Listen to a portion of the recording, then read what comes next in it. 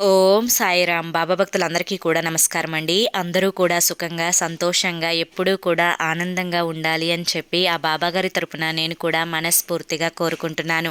బాబాగారు మనకి ఏ సందేశాన్ని అందించినా కూడా అది మన మంచి కోసమే అయి ఉంటుంది అని చెప్పి ఇప్పటికే చాలామంది కూడా చెప్పారు. ఎందుకంటే ఇప్పటి వరకు నేను చెప్పిన సందేశాలు అనేవి అందరూ కూడా ఆచరించి మాకున్న కష్టాలన్నీ కూడా తీరిపోయి బాబాగారి వల్ల ఆనందంగా ఉన్నాము అని చెప్పి చెప్తున్నారు. అటువంటి సందేశాన్నే మరొక సందేశాన్ని ఈరోజు బాబాగారు మనకి అందించారు.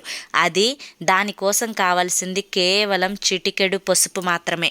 చిటికెడు పసుపుతో కనుక ఇలా కనుక చేస్తే మీరు కోరుకున్నది ఏదైనా కానీ, అది వస్తువైనా కానీ, ధనమైనా కానీ, లేదంటే ఒక వ్యక్తి అయినా కానీ, ఎవరైనా కానీ ఖచ్చితంగా మీ సొంతం అవ్వాల్సిందే. అసలు అదేంటి అని చెప్పి మీరు చూడాలి అనుకుంటే కనుక స్వయంగా బాబాగారి మాటల్లోనే ఇక్కడ @సాయి పిలుపు ఛానల్ ఉంది కదా, ఛానల్ నేమ్ కింద ఉన్న టైటిల్ని క్లిక్ చేయండి.